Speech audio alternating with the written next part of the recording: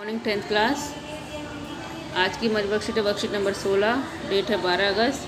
Topic हमारा भूगोल से चल रहा है संसाधन का वर्गीकरण हमने पढ़ा था पिछली वर्कशीट में। आज हम संसाधन का विकास पढ़ेंगे।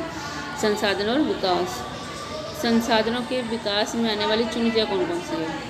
सबसे पहले संसाधनों का ह्रास होना, मतलब संसाधनों का पतन हो रहा है, संसाधन कम होते जा रहे हैं। जैसे पानी कम होता जा रहा है, मिट्टी कम होती जा रही है, तो ये संसाधन जो है वो कम होते जा रहे हैं। सब इसकी वजह क्या है? उसका अति दोहन और जनसंख्या का बहुत अधिक होना इसका सबसे बड़ा कारण है। क्योंकि जनसंख्या ज़्यादा है, संसाधन सीमित हैं, और तो जनसंख्या ज़्यादा होने की वजह से उसका उपयोग बढ़ता जा रहा है।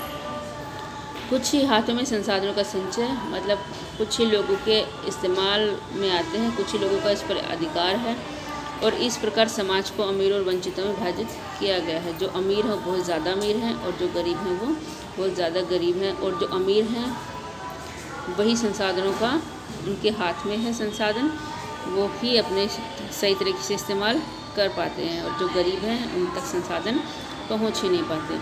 संसाधनों का अंधाधुंध उपयोग ने वैश्विक पारिस्थितिक संकट जैसे ग्लोबल वार्मिंग, ओजोन परत की कमी, पर्यावरण प्रदूषण, भूमि क्षरण को जन्म दिया है। जब हम संसाधनों का ज़्यादा अंधाधुंध बिना सोचे समझे उपयोग कर रहे हैं तो इससे पूरे विश्व को संकट में डाल दिया है। ग्लोबल वार्मिंग हो गई है, जिससे गर्मी बढ़ती जा रही है पृथ्वी पर कार्बन डाइऑक्साइड की वजह से।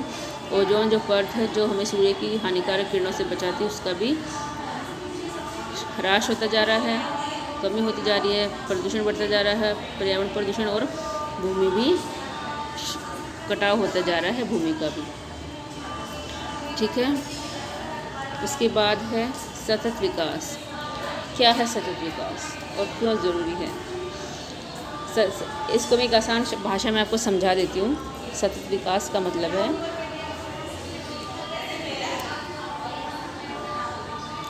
कि संसाधनों का इस्तेमाल बुद्धिपूर्ण तरीके से किया जाए।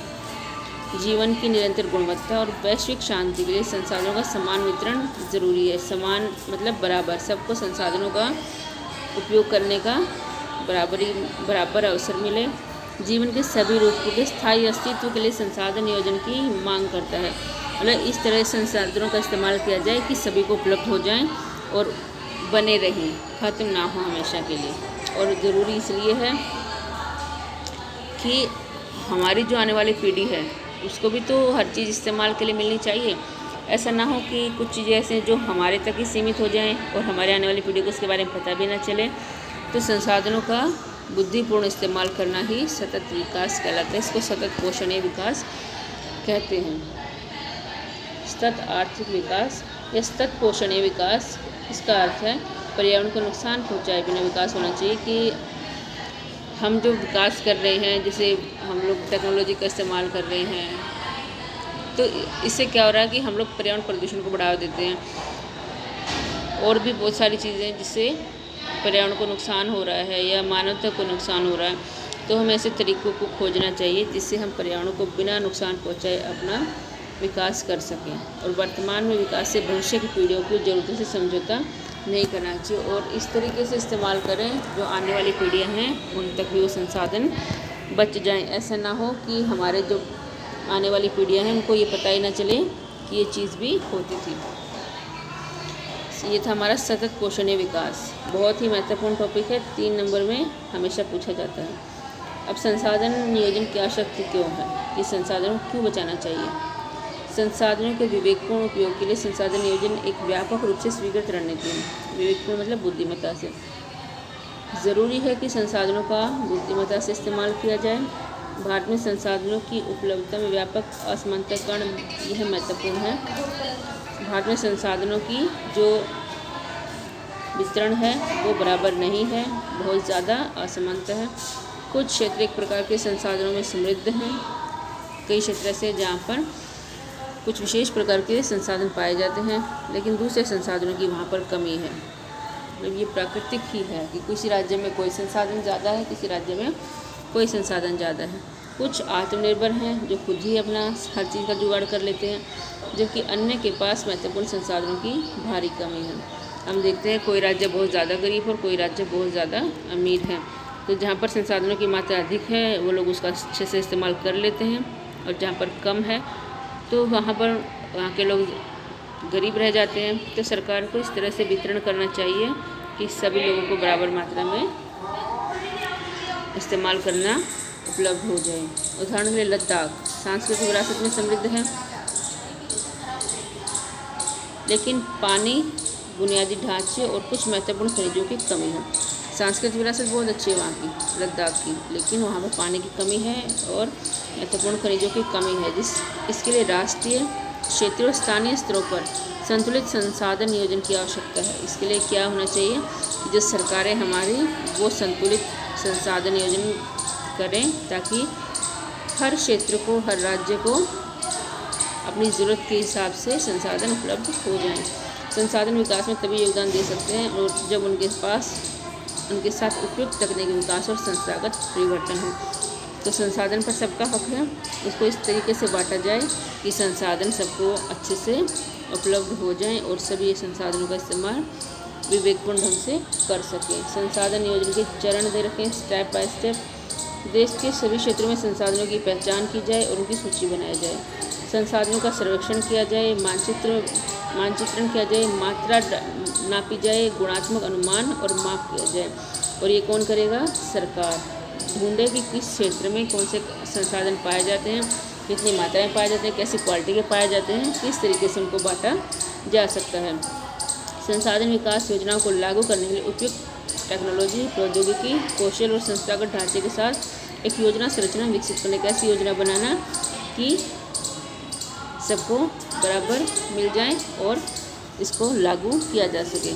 समग्र राष्ट्रीय विकास योजनाओं के साथ संसाधन विकास योजनाओं का मिलान करना, जो दूसरी राष्ट्रीय विकास की योजना है उनके साथ संसाधन विकास योजनाओं को भी रखा जाए, उनको मिलाकर चला जाए, ताकि संसाधन नियोजन जो कि महत्वपूर्ण आवश्यकता है हो सके। इसको अलग ना किया जाए, इसको मतलब ये ना माना जाए कि ये काम ज़रूरी नहीं है, इसको भी ज़रूरी योजनाओं के साथ शामिल किया जाए।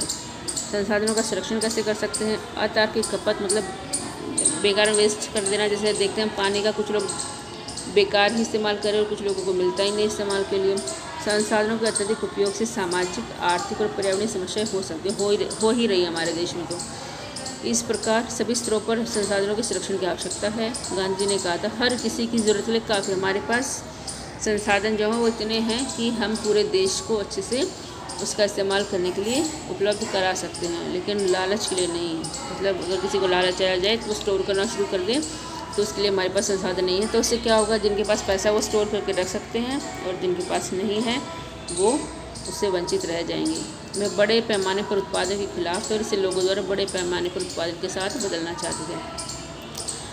मतलब संसाधन सबको उपलब्ध हों, ऐसा ना हो कुछ आदमियों के हाथ तक ही सीमित रह जाएं और बाकी लोग उससे वंचित रह जाएं।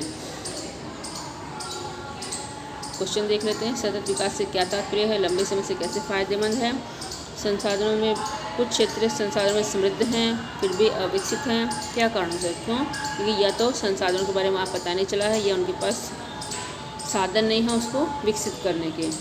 इसका उपयुक्त उदाहरण दीजिए। संसाधन नियोजन इस समस्या को हल करने में कैसे मदद कर सकते हैं? उदाहरण आपको स्वयं देना है।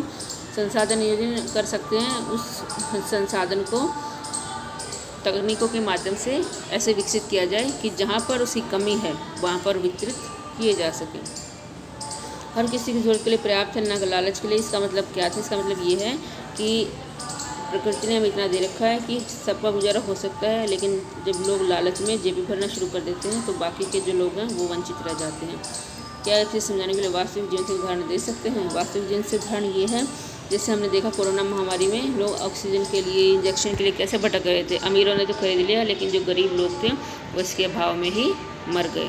तो ये था संसाधनों का लालच, कि कुछ लोगों ने ऑक्सीजन को स्टोर करके रख लिया, कुछ लोगों ने वैक्सीन स्टोर करके रख ली, है ना। तो इससे क्या हुआ? जो ज़रूरतमंद लोग थे उनके वो बिना इसके मर गए, और अमीर लोग थे वो उनके पास वेस्ट हो गया, उन्हें ज़रूरत ही नहीं पड़ी उस चीज़ की। तो चलिए आज की हमारी वर्कशीट में इतना ही। बाकी उदाहरण आप स्वयं भी लिख सकते हैं, आपको कुछ और पता है तो।